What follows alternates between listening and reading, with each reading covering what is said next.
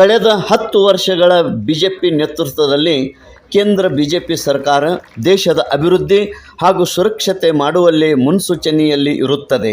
ಮತ್ತೆ ದೇಶವನ್ನು ಅಭಿವೃದ್ಧಿಯತ್ತ ಮತ್ತು ಸುಸ್ಥಿತಿಯಲ್ಲಿ ಮುಂದುವರಿಯಲಿ ಬಿಜೆಪಿ ಸರ್ಕಾರ ಬೇಕು.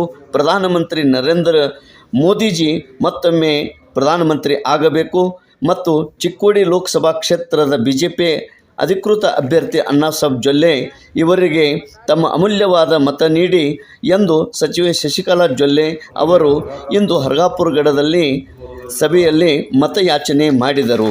ಇದೇ ಸಂದರ್ಭದಲ್ಲಿ ಬಿಜೆಪಿ ಸಭೆಯಲ್ಲಿ ಶಾಸಕ ನಿಖಿಲ್ ಕತ್ತಿ, ಸಂಗಮ್ ಸಕ್ಕರೆ ಕಾರ್ಖಾನೆಯ ಚೇರ್ಮನ್ ರಾಜೇಂದ್ರ ಪಾಟೀಲ್, ಆನಂದ್ ಚೆಂಡೆ, ಪವನ್ ಪಾಟೀಲ್, ಬಿಜೆಪಿ ಕಾರ್ಯಕರ್ತರು, ಮಹಿಳೆಯರು, ಹರ್ಗಾಪುರಗಡದ ಗ್ರಾಮಸ್ಥರು ಪಾಲ್ಗೊಂಡಿದ್ದರು. ತೇಜ್ ಪ್ರಭು ನ್ಯೂಸ್, ಹರ್ಗಾಪುರಗಡ. ಪರವಾಗಿ ತುಂಬ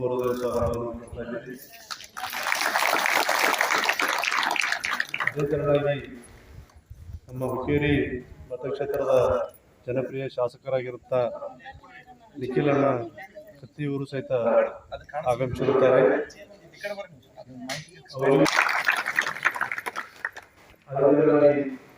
त्यांना मोठ्या मताने निवडून द्यावी अशी मी विनंती करते. समज करत आहे त्यांना सविस्तर सांगायला पाहिजे म्हणून सांगत होते. त्यासाठी पहिल्यांदा मी तुम्हा सर्वांना जास्तीत संख्येमध्ये आल्याबद्दल सर्वांच्या वतीने धन्यवाद मानतो. तुम्हाला माहीत असल्याप्रमाणे गेल्या 10 वर्षापासून देशामध्ये मोदी सरकार काम करत आहे. देशाला संरक्षण, देशाचा विकास या 10 वर्षामध्ये टीव्हीच्या माध्यमातून आपण सर्व पाहिलं असणार.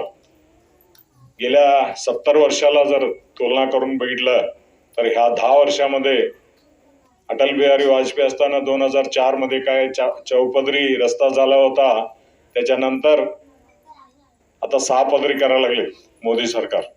फक्त ते मोठा रस्ता आम्हाला काय फायदा होणार असं न म्हणता आमच्या गावाहून आलूर गावाला प्रधानमंत्री सडक योजना झालेला आहे. आमच्या गावाहून बाडला रस्ता झालेला आहे, निडसोशीला रस्ता आहे. असं संबंध विकास कामं मागं उमेश कत्ती साहेबांनी भरपूर कामं केलेली आहेत.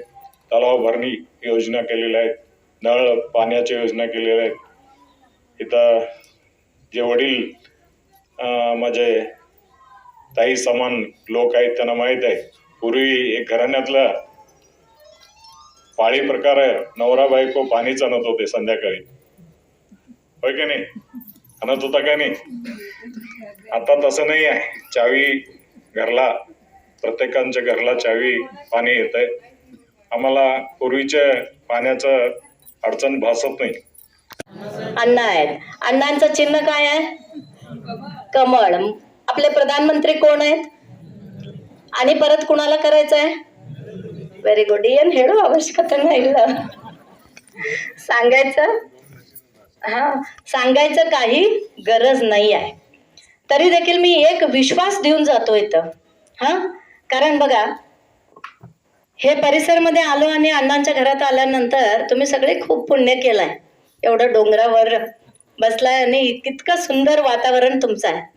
आणि आज निवडणुकीसाठी मी इथं आलोय आणि जाता जाता एकच विषय मी तुम्हाला सांगून जातो की तुम्हाला सगळ्यांना माहित आहे, तिसऱ्यांदा आपल्याला देशाला कोणाची गरज आहे? नरेंद्र मोदीजींची गरज आहे. नरेंद्र मोदीजींचा हात बळकट करायला पाहिजे तर आम्ही तुम्ही कुणाला मतदान करायला पाहिजे? अण्णांना मतदान करायला पाहिजे. होय, आपण सगळेजण ठरवलोय की अण्णांना मतदान करायचं. परंतु जितक्या माझ्या माता बहिणी इथं आलाय, आपल्या बंधू राजा तरी रोज घरोघरी जात असतात, प्रचार करत असतात, सगळं सांगत असतात.